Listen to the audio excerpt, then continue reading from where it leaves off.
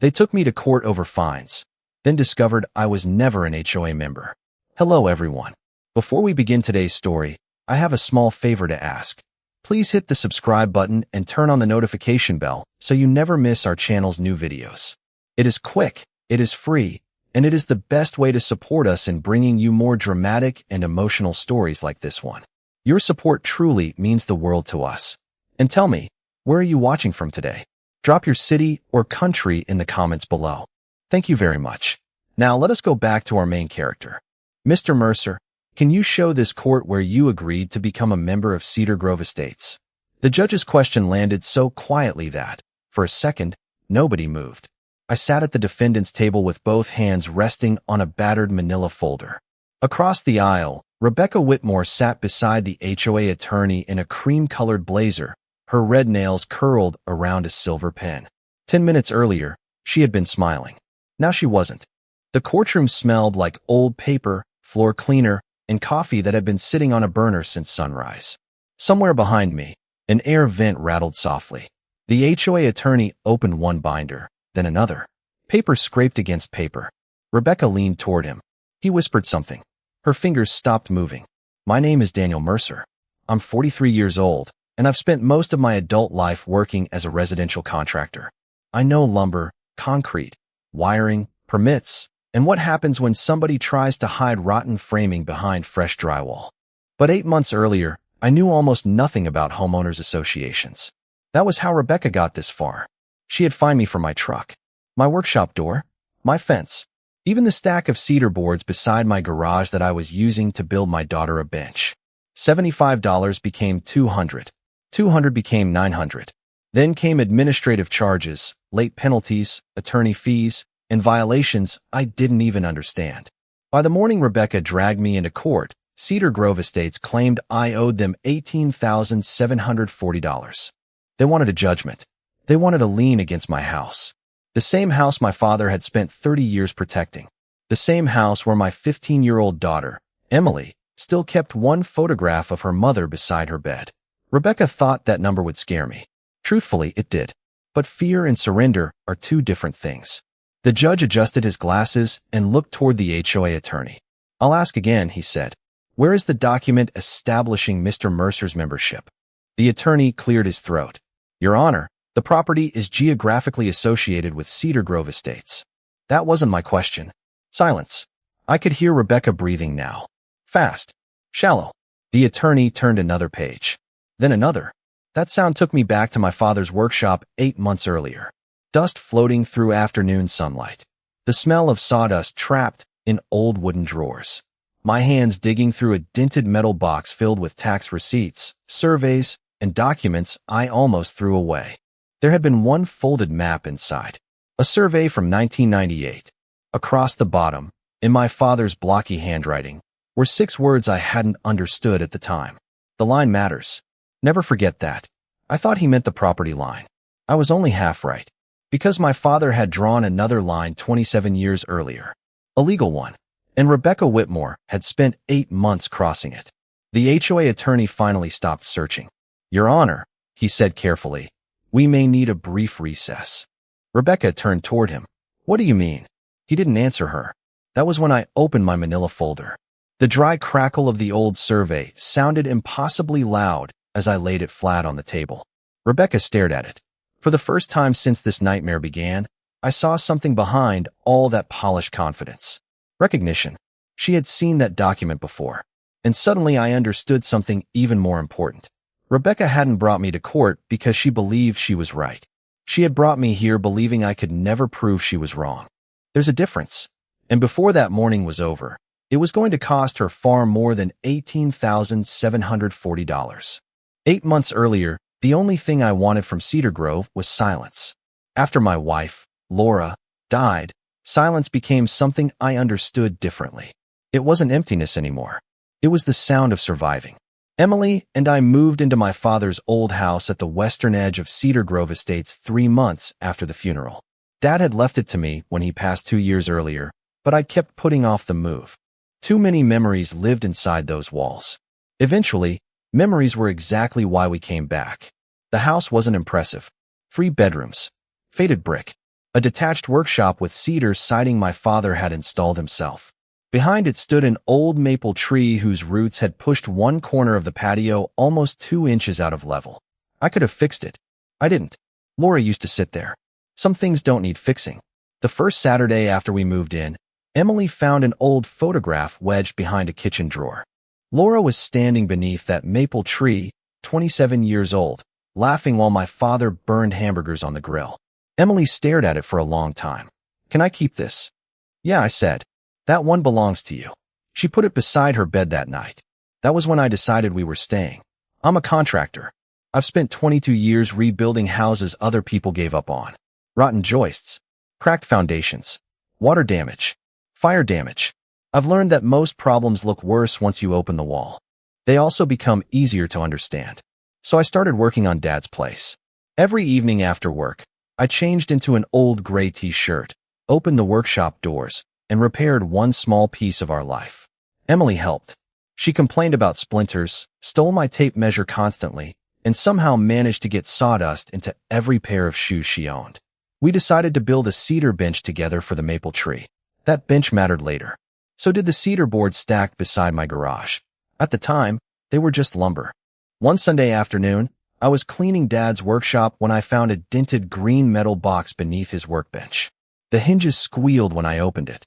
Inside were property tax receipts, old permits, insurance papers, and surveys folded so many times the creases felt like cloth. I almost closed it. Then I saw Dad's handwriting. There was a survey dated 1998, 1 year before Cedar Grove Estates began development around his property. Across the bottom, in thick black ink, Dad had written, "The line matters. Never forget that." I smiled. That sounded exactly like Walter Mercer. Measure twice. Read before signing. Never lend a chainsaw to somebody who says, "I've used one before." I assumed he meant the boundary line. I folded the survey and put it back. Big mistake. Or maybe lucky mistake. Because 3 days later, at 7:12 on a Wednesday morning, I heard tires crunching across my gravel driveway. I was standing beside the garage with a coffee mug in one hand and a circular saw in the other. A white Lexus stopped near the cedar boards. The driver's door opened. Rebecca Whitmore stepped out. Perfect blonde hair, cream slacks, sunglasses that probably cost more than my saw. She carried a wicker basket wrapped in clear plastic. "Daniel Mercer?" "That's me." Her smile appeared instantly. "Rebecca Whitmore, president of the Cedar Grove Estates Homeowners Association. I wanted to personally welcome you to the community." She handed me the basket. Coffee beans, crackers, a candle. Then her eyes moved past me. My Ford pickup, the workshop, the cedar boards, the old fence. Her smile stayed exactly where it was, but something behind it changed. She pointed toward the lumber. "Are those staying there?" "Until Saturday." Her eyes moved to my truck. "And that's your work vehicle?" "Every day." She nodded slowly. Then she looked at my father's house as if she were inspecting something that had failed quality control. "When are you planning to bring the property into compliance?" I lowered my coffee. "Compliance with what?" Rebecca smiled again. "The HOA standards, of course." I actually laughed. Not because it was funny, because I thought she had the wrong address. My father never mentioned being part of an HOA. Her expression didn't move. "You live inside Cedar Grove." She adjusted the basket ribbon with 2 fingers. "Membership isn't optional." Then she walked back toward her Lexus. That afternoon, I found the first violation notice taped to my front door. $75. And underneath it, in bold red letters, "Failure to comply may result in additional fines." I remember standing there with the paper between my fingers while the workshop saw wound down behind me. At the time, $75 seemed ridiculous. I had no idea Rebecca Whitmore had just started building an $18,740 mistake. The second violation arrived before I had even finished drinking my coffee the next morning. This one was for my workshop door. Unapproved exterior color. Fine, $150. I stood on the porch staring at the notice while rain tapped against the gutters. The workshop door had been dark green since 2004. I knew because I had helped Dad paint it. Somewhere beneath 3 coats of weathered paint were probably still the brush marks from when he slapped my hand away for loading too much paint onto the bristles. I called the number printed at the bottom. Rebecca answered on the 3rd ring. "Cedar Grove Estates." "Rebecca, this is Daniel Mercer." A pause. Then that polished voice. Good morning, Daniel. I received another fine. Yes. For a door my father painted 20 years ago. Our architectural standards require approved exterior colors. I looked through the kitchen window at the workshop. Was my father paying HOA dues? Another pause. Shorter this time. That isn't really the issue. That sentence stuck with me. Actually, I think that's exactly the issue. Her voice cooled. Daniel, Cedar Grove has maintained standards for decades. Your property benefits from those standards whether you personally appreciate them or not. Benefits. I looked at my gravel driveway, my private well, my own septic system, the workshop Dad built with county permits. What exactly does your HOA maintain on my property? You're being unnecessarily difficult. There it was. Not an answer. A judgment. I asked her to email me the declaration, covenant, membership agreement, or any document showing that my father had placed the property under HOA authority. Rebecca sighed. Not angrily. Worse. Patiently. Like I was a child asking why the sky was blue. I'll have the appropriate documents sent. They never came. The fines did. 3 days later, $250 for my fence. Then $100 for temporary storage of construction materials. Those were the cedar boards Emily and I were using for the bench. A week later, my Ford became an unauthorized commercial vehicle. Another $200. I started keeping every notice. Contracting teaches you that paperwork is boring right up until somebody lies. Then paperwork becomes ammunition. I bought a 3-ring binder and labeled it Cedar Grove. Every letter went inside. Every envelope. Every email. Every photograph. I even started writing the date and time whenever Rebecca came onto my property. Emily noticed the binder one night while we were eating pizza at the kitchen counter. Another one? She nodded toward the envelope beside my plate. Apparently our fence is still committing crimes. She laughed. I wanted her to laugh. I didn't tell her the fines had already crossed $1,000. Then Rebecca came personally. Saturday morning. The circular saw screamed through cedar as Emily held the end of a board against my workbench. I smelled fresh-cut wood before I heard heels clicking across the concrete. Rebecca stood at the open workshop entrance holding a clipboard. No welcome basket this time.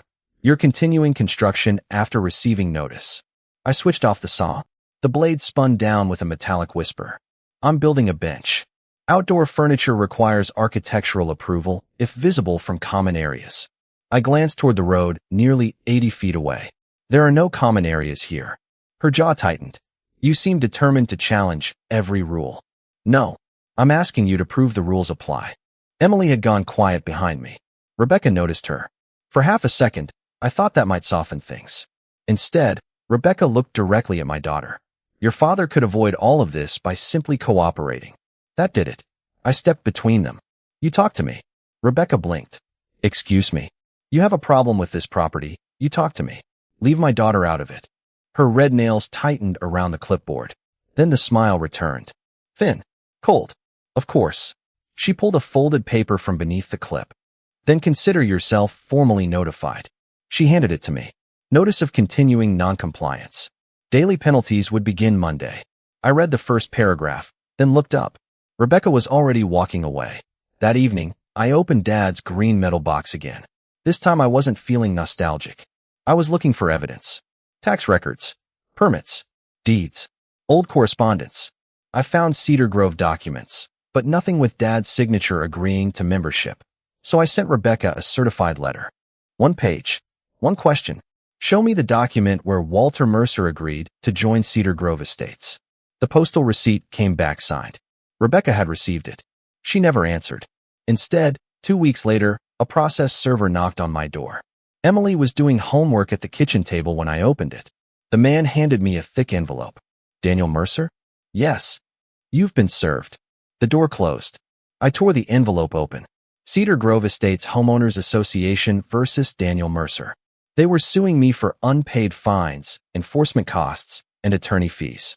At the bottom was language about securing the debt against my property. I read that sentence twice. Then Emily spoke behind me. Dad. I turned. She was staring at the papers. Her face had gone pale. Can they take Grandpa's house? That question hurt more than every fine Rebecca had sent. I looked at my daughter, then at the unfinished cedar bench visible through the workshop door. No, I said. I didn't know yet whether that was legally true, but I knew something else. I was done asking Rebecca for answers. It was time to find them myself. The lawsuit changed the way Cedar Grove looked. Before that envelope arrived, the neighborhood had been background noise. Sprinklers ticking across perfect lawns. Garage doors opening at 7 every morning. Kids riding bicycles past identical stone mailboxes while somebody's lawn mower hummed in the distance. After Rebecca sued me, every curtain seemed to have eyes behind it. 3 days later, I drove home from a roofing job and found a bright orange notice taped to my mailbox. Delinquent property. I tore it down so fast the tape ripped beneath my fingernails. Across the street, Margaret Ellis was watering her hydrangeas. She looked at me, then at the paper. Then she quietly turned off the hose. I expected her to go inside. Instead, she gave me a small nod. At the time, I didn't understand what it meant. Rebecca wasn't just collecting money anymore. She was building a story. Daniel Mercer was difficult. Daniel Mercer refused community standards. Daniel Mercer owed thousands of dollars. And once enough people heard the same story, whether it was true stopped mattering. At least that was what Rebecca was counting on. The next HOA newsletter listed my address under Outstanding Compliance Matters. No name. It didn't need one. Everybody knew the old Mercer house. Then Emily came home from school on Thursday with her backpack hanging from one shoulder and anger written all over her face. They wouldn't let me into the pool. I stopped sanding a cabinet door. What? Mrs. Whitmore was there. The orbital sander wound down in my hand. Emily dropped her backpack onto the workshop floor. She said our household privileges were suspended because you're delinquent. Household privileges. I could feel sawdust sticking to the sweat along my forearms. You were with your friends? She nodded. That was the part that hurt. Not the pool. The humiliation. Emily was 15. She had already spent a year learning how to walk into school while carrying grief nobody else could see. She didn't need Rebecca turning her into leverage against me. What did you say? Nothing. Her voice cracked. I just left. That night, I called Rebecca. She answered with music and voices behind her. Daniel, you involved my daughter. The board suspended amenities for your property. My property isn't paying for those amenities. You're more than welcome to resolve the balance. There it was. Not rules. Not community. Pressure. You're using a kid to collect disputed fines. Rebecca's voice went flat. I'm enforcing consequences. I looked toward Emily's bedroom. Laura's photograph sat beneath the lamp beside her bed. You stay away from my daughter. Then pay what you owe. Click. She hung up. For about 30 seconds, I wanted to drive straight to her house. I wanted to pound on that polished front door and make sure every neighbor heard exactly what I thought of Rebecca Whitmore. Instead, I opened the kitchen drawer, pulled out my Cedar Grove binder, and wrote down the time of the call. 9:17 p.m. That decision probably saved me later. Anger feels powerful. Documentation is powerful. The following week, things got worse. A neighbor who used to wave stopped making eye contact. Someone left an anonymous note under my windshield wiper telling me to respect the community. Emily asked whether we should move. That one nearly broke me. She was sitting beneath the maple tree beside the unfinished cedar bench, running her thumb along an unsanded edge. Maybe it would be easier, she said. The evening smelled like cut grass and rain. I sat beside her. This house was Grandpa's. I know. And your mom loved this tree. I know. But those aren't the reasons we stay. She looked at me. We stay because nobody gets to scare us out of something that belongs to us. I heard my father in those words. Maybe Laura too. Emily stared toward the street. What if they win? I didn't answer immediately. Because this time, I wasn't going to lie to her. I don't know. She swallowed, then nodded. That was when I understood what this fight was really about. Not a green workshop door. Not cedar boards. Not $18,740.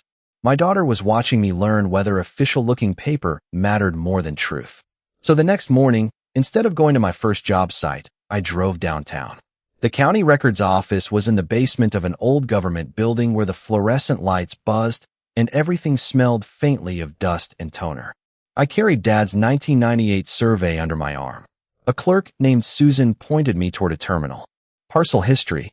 Yes. How far back? I looked at the folded survey. As far as it goes. For the next 4 hours, I read. Deeds. Plat maps. Development records. Annexation documents. My eyes burned from the screen. Then I opened a scan map dated May 1999. Cedar Grove Estates appeared in black lines. Lot after lot. street after street. And along the western boundary was my father's property. Parcel 17B. I leaned closer. The subdivision boundary ran down our eastern property line, then stopped. It never crossed onto Dad's land. I checked another document. Same result. Another. Same line. My pulse started pounding in my ears. That was when Dad's handwriting came back to me. The line matters. I had spent weeks asking whether Rebecca's rules applied to me. Now I was staring at a much more dangerous question. What if Cedar Grove Estates had never possessed the authority to fine us at all? The first thing I learned at the county records office was that finding one useful document only gives you permission to start looking for the next one. I wanted that boundary map to be the answer. It wasn't. Susan, the records clerk, leaned over my screen and studied parcel 17B through the bottom of her glasses. That shows your property wasn't included in the original subdivision plat, she said. So I'm not in the HOA. She straightened. I didn't say that. My stomach tightened. She explained that properties could sometimes be added later through supplemental declarations, annexation agreements, deed restrictions, or other recorded instruments. Rebecca's attorney would know that. And if I walked into court waving one old map like I had already won, they would tear me apart. So I stopped looking for a victory. I started looking for a chain. That was something I understood. When a roof leaks, you don't patch the first wet spot you see. Water travels. You trace it backward until you find where it entered. Property records work the same way. I pulled Dad's deed, then the previous deed, then the developer filings from 1999. The fluorescent lights buzzed above me while the scanner clicked and groaned beside the wall. By noon, my coffee had gone cold enough to taste metallic. I barely noticed. Cedar Grove's original declaration listed every parcel subjected to its covenants. Parcel 17B wasn't there. I checked twice, then 3 times. My hands started trembling, but I kept going. A supplemental declaration from 2001 added 12 lots. Not ours. Another from 2004 added 6. Still nothing. I searched my father's name. Walter Mercer. That produced something. A recorded letter dated August 1999. The paper appeared crooked on the screen, yellowed around the edges. It was from Cedar Grove Development Company to my father. The developer was offering him the opportunity to voluntarily incorporate his property into the subdivision. Voluntarily. That word hit harder than it should have. I printed the page. Then I found Dad's response. 3 sentences. Professional. Polite. Completely Walter. He declined. No anger. No argument. He simply stated that he intended to maintain the property independently and did not consent to inclusion under Cedar Grove's restrictive covenants. I sat back. The printer hummed behind me. For weeks, Rebecca had repeated the same sentence. Membership isn't optional. My father had apparently disagreed 27 years earlier, and somebody had recorded his disagreement with the county. I wanted to call Rebecca right there. I imagined reading the letter to her slowly, letting every word sink in. Instead, I remembered what Dad used to tell me whenever I got impatient on a job. Don't close the wall until you've checked what's behind it. So I kept digging. That decision mattered. Because the deeper I went, the stranger things became. My property tax records contained no HOA assessment. The title history contained no recorded covenant binding parcel 17B. Even an old utility map treated Dad's property as separate from the subdivision. By 4:30, I had nearly 60 pages spread across the table. Susan walked past and stopped. You planning to move in? Feels cheaper than court. She smiled. Then she pointed at Dad's 1999 letter. If this is going into litigation, get certified copies. That cost me $48. Best $48 I ever spent. I left the building carrying a thick envelope against my chest. Outside, rain had started. Cars hissed over wet pavement. The air smelled like concrete and exhaust. For the first time since the lawsuit arrived, I could breathe. Then my phone buzzed. An email from Cedar Grove's attorney. They had amended their demand. Additional legal expenses, administrative costs, accrued penalties, total claimed balance, $18,740. And underneath that number was a warning that they intended to pursue all available remedies against my property. I stared at the screen while rain dotted the glass. Rebecca wasn't backing down. She was doubling down. That night, I spread everything across Dad's workbench. Emily sat beside me with a yellow highlighter. We built a timeline. 1998 survey, 1999 subdivision declaration, Developer invitation. Dad's refusal. Supplemental annexations. Nothing connected our parcel to Cedar Grove. Nothing. Emily looked at me. So they can't win? I wanted to say yes. Instead, I shook my head. Not yet. Because one question still bothered me. If the records were this clear, how had Cedar Grove treated our property like HOA land for months? Was Rebecca simply careless? Or had somebody known? The next morning, I found an envelope tucked beneath my workshop door. No stamp. No return address. Inside was a single handwritten sentence. Before you go to court, ask what happened at the board meeting on June 14, 2016. I read it twice. Then I looked across the street. Margaret Ellis was standing behind her living room curtain.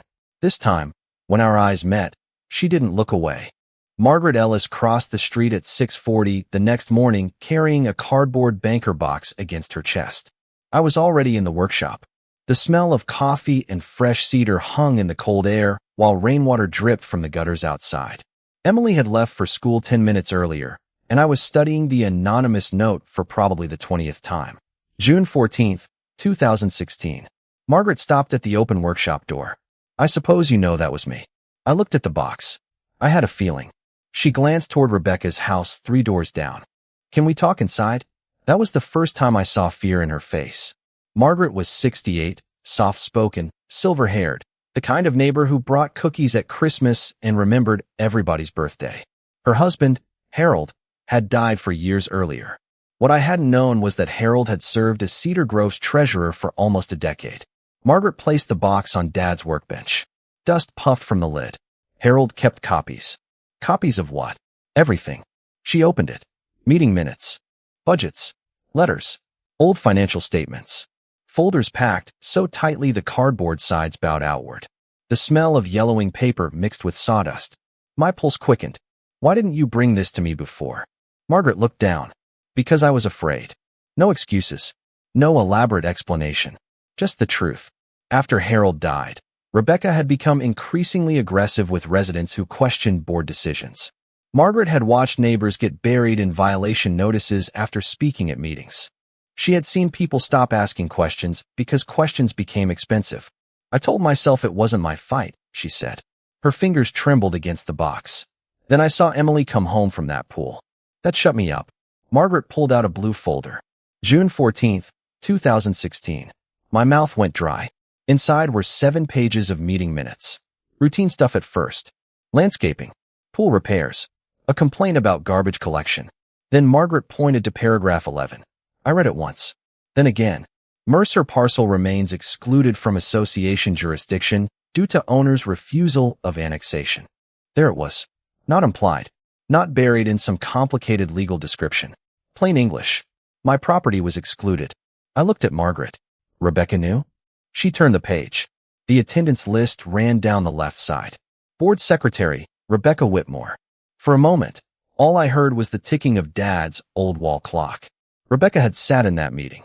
She had been there when the board acknowledged that our property was outside HOA jurisdiction. Yet years later, she had looked me in the eye and said membership wasn't optional. The anger came hot this time. I reached for my phone. Margaret touched my wrist. Daniel. I stopped. What? If you tell her what you have, what happens? I looked at the screen, then at the folder. She was right. Rebecca had already ignored my certified letter, already escalated the fines, already filed the lawsuit. Calling her wouldn't create justice. It would create warning. I lowered the phone. Margaret exhaled. There's more. Of course there was. Harold had written notes in the margins of several financial reports. Questions about enforcement fees, legal expenses, special assessments. Nothing proved theft. Nothing proved a crime. But it showed something important. Rebecca had built a system where residents were afraid to challenge paperwork simply because it looked official. I spent the next 2 hours photographing every relevant page. Not everything. Only what I could prove mattered. That distinction was important. I wasn't going to court with rumors. I was going with documents. Before Margaret left, she paused at the workshop door. If they ask, I'll testify. I stared at her. You don't have to. Yes, she said quietly. I do. Her eyes moved toward Rebecca's house. I spent 2 long, confusing peace with silence. That sentence stayed with me. After she left, I placed the 2016 minutes beside Dad's survey. 2 pieces of paper. One showed Rebecca had no authority. The other showed she knew it. That afternoon, her attorney emailed me a settlement offer. Pay $12,000. Accept HOA membership. They would waive the rest. I read it twice. Then I printed it and added it to the binder. No angry response. No threats. No warning. Just another page. Because Rebecca still thought my silence meant I was cornered. She had no idea Margaret had crossed the street. And she definitely didn't know what was inside that old cardboard box. Rebecca arrived at court carrying enough paper to bury me twice. 2 black binders. A leather portfolio. Photographs of my truck, my workshop, my fence, and even the cedar boards Emily and I had stacked beside the garage. She walked past me without saying hello. Her perfume reached me before she did. Sharp. Expensive. Familiar. Then she sat beside the HOA attorney and smiled. I had one battered manila folder. That was it. Dad's survey. The original subdivision declaration. His refusal letter. The certified county records. The 2016 meeting minutes. And Rebecca's settlement offer asking me to pay $12,000 and accept HOA membership. I had learned something during 22 years in construction. If a structure is weak, you don't need a bigger hammer. You need to know which support is carrying the weight. The hearing started at 9:06. Cedar Grove went first. Their attorney stood and described me as a chronically non-compliant homeowner who had ignored repeated attempts at resolution. He showed photographs. My green workshop door. My Ford. My fence. The unfinished bench. Each image appeared on a monitor beside the judge. Rebecca watched me while they spoke. She looked almost pleased. Then came the number. $18,740, Your Honor, inclusive of accumulated penalties, administrative charges, and legal expenses. The judge looked over his glasses. And the association seeks enforcement against the property? Yes, Your Honor. My stomach tightened. Even knowing what was in my folder, hearing someone discuss my father's house like collateral made my palms sweat. Then it was my turn. I stood. I'm not here to argue whether my workshop door is green. Rebecca's mouth twitched. I'm not here to argue about my truck either. The judge leaned back. Then what are you arguing, Mr. Mercer? I opened the folder. I'm asking whether Cedar Grove had any legal authority to fine me in the first place. The HOA attorney stood immediately. Your Honor. The judge raised one hand. Sit down. Silence. I placed the certified 1999 subdivision declaration on the evidence table. Then the plat map. Then Dad's deed. My property is parcel 17B. The judge studied the map. I pointed to the boundary. This is Cedar Grove Estates. My finger moved half an inch. This is my property. Rebecca's pen stopped tapping. The judge turned toward the HOA attorney. Was this parcel subsequently annexed? He opened his first binder. We believe so. Believe. That word changed the temperature in the room. The judge's expression hardened. Where is the instrument? Pages started turning. Slowly at first. Then faster. Rebecca leaned toward him. I couldn't hear what she whispered. He shook his head. I pulled out Dad's recorded response to the developer. This was filed with the county in August 1999. The judge read it. His eyes paused on one sentence. Walter Mercer did not consent to inclusion under Cedar Grove's restrictive covenants. Rebecca shifted in her chair. Her attorney finally said, even assuming the original owner declined membership, subsequent conduct may have created obligations. That was the opening I had been waiting for. I took out Rebecca's settlement offer. Then why did Cedar Grove ask me last month to accept HOA membership? Nobody moved. The judge took the letter. Rebecca's face lost color. Her attorney turned toward her. Not angry. Not yet. Confused. The judge read the sentence twice. Then he looked directly at Rebecca. Mrs. Whitmore, was Mr. Mercer already a member when this offer was sent? Rebecca cleared her throat. It was standard settlement language. Was he a member? I understood that his property was subject to association authority. I reached for the blue folder. My fingers were completely steady now. Your Honor, I have one more document. The 2016 meeting minutes made a dry scraping sound as I slid them forward. Rebecca saw the date. June 14th, 2016. Her expression changed before the judge even read it.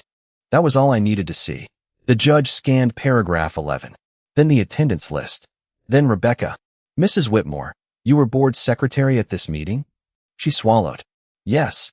And these minutes state that the Mercer parcel remained excluded from association jurisdiction. Her attorney stopped writing. Rebecca opened her mouth. Nothing came out. The courtroom became so quiet I could hear the ventilation fan above us. The judge turned toward the HOA attorney. "Counsel, where is Mr. Mercer's membership agreement?" He opened another binder. One page. Another. Then another. Rebecca whispered something urgently. He didn't answer. Finally, he looked up. "Your Honor, we may need a brief recess." That was the moment from 8 months of fines, threats, humiliation, and fear that I will remember for the rest of my life. Not because Rebecca looked defeated, because the truth required no performance.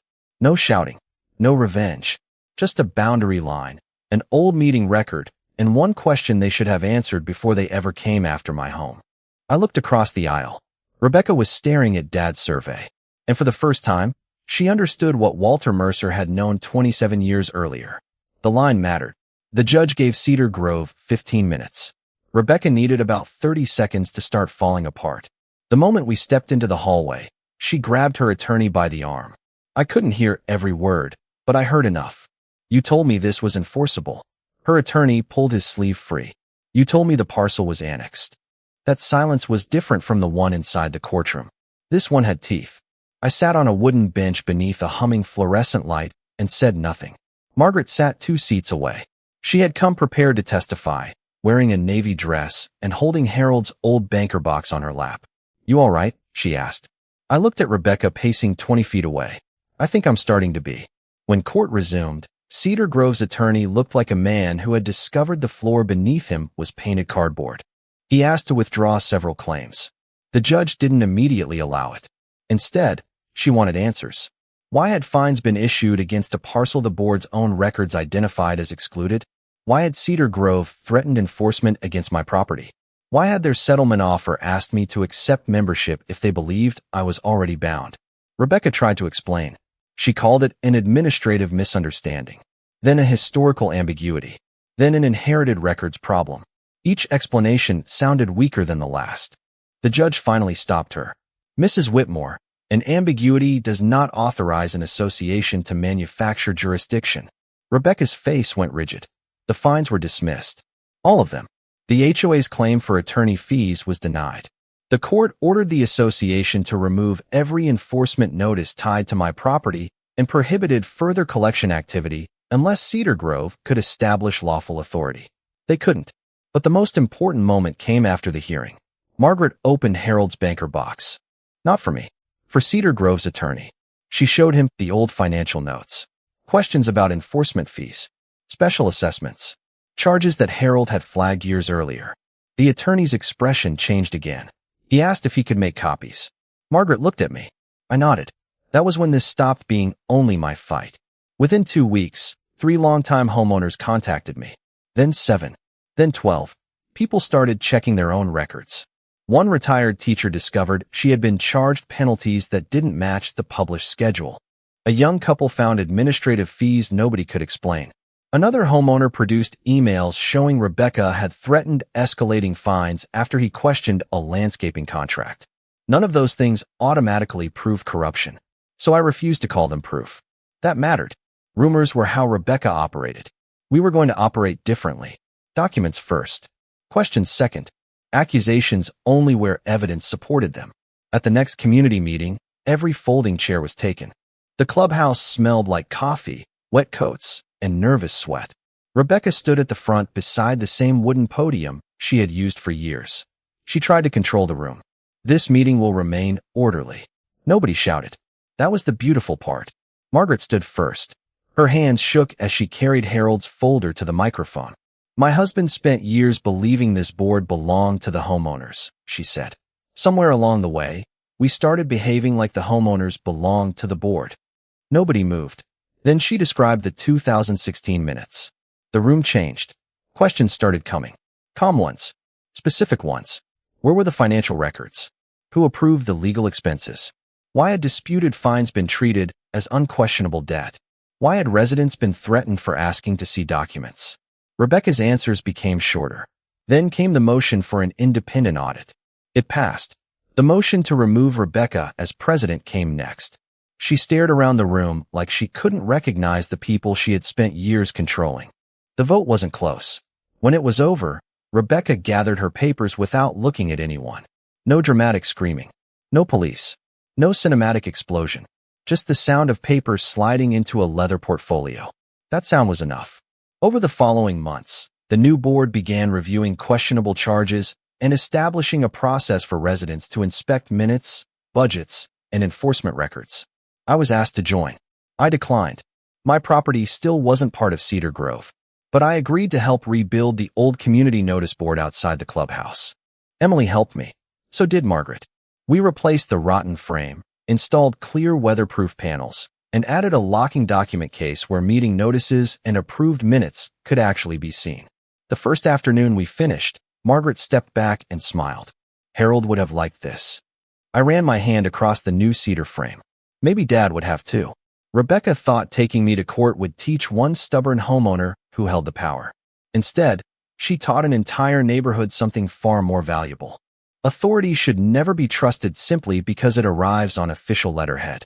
And silence may keep the peace for a while. But sometimes the kindest thing you can do for your neighbors is finally refuse to stay quiet. 3 months after the hearing, I finally finished the cedar bench. Emily held one end while I carried it out of the workshop. Careful, I said. You've said that 6 times. And yet you still have all 10 toes. She rolled her eyes. That felt good. Normal felt good. We set the bench beneath the old maple tree where Laura used to sit. The afternoon sun filtered through the leaves, throwing patches of gold across the cedar. I ran my palm along the smooth armrest. No violation notices. No certified letters. No orange paper taped to my mailbox. Just birds, distant lawn mowers, and the soft hiss of sprinklers across Cedar Grove. The neighborhood hadn't collapsed without Rebecca. That was worth remembering. The lawns were still cut. The pool still opened. Property values didn't crater because someone parked a work truck in a driveway. People simply stopped treating every disagreement like an act of war. Margaret became a regular visitor. Every Sunday afternoon, she crossed the street carrying lemonade or cookies, usually pretending she had made too much. We both knew better. The independent audit eventually found enough irregularities to force the board to review years of enforcement charges and reimburse several homeowners for fees that had been improperly assessed. Rebecca resigned from the board completely. I heard she put her house up for sale that winter. I never celebrated that. By then, I understood something I hadn't understood when the first $75 fine appeared on my door. Justice isn't about making someone suffer. It's about stopping them from making other people suffer. One Saturday morning, I went back to the western edge of my property. The old survey marker was barely visible beneath weeds. Dad had driven it there years ago. Rust had eaten through most of the top. I brought a replacement marker, a hammer, and the certified survey. Emily followed me. You're really replacing a metal stick? It's a very important metal stick.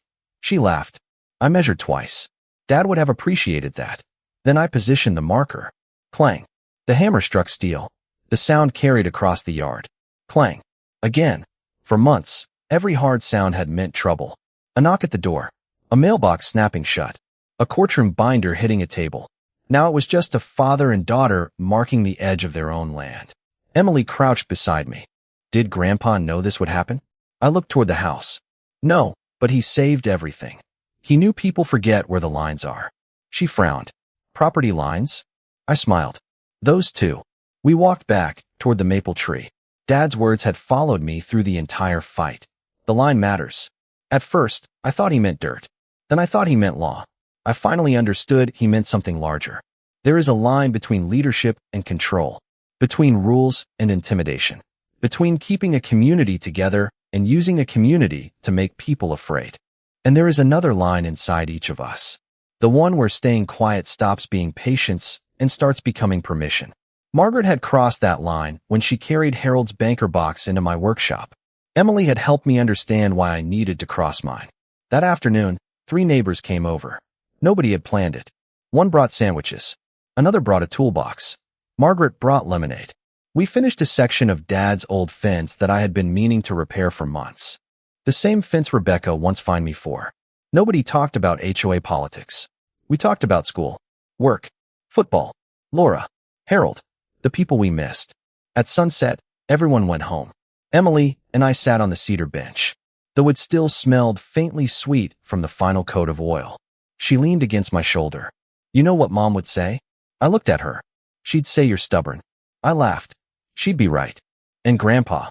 I looked toward the new survey marker catching the last orange light. He'd tell me I took too long to read the paperwork. Emily laughed so hard she nearly spilled her lemonade. I kept Dad's old survey. Not because I needed it anymore. I framed it and hung it inside the workshop. His handwritten sentence is still visible across the bottom. The line matters. Never forget that. Rebecca thought authority came from a title. She thought a logo, a fine, and enough official-looking paper could turn intimidation into law. She was wrong. I never paid Cedar Grove $18,740. I never signed their membership agreement. Because there had never been one to begin with. But what I gained mattered more than the money. My daughter learned that being afraid doesn't mean you surrender. Margaret learned that one honest voice can give courage to an entire room. And I learned that my father had left me something far more valuable than a house.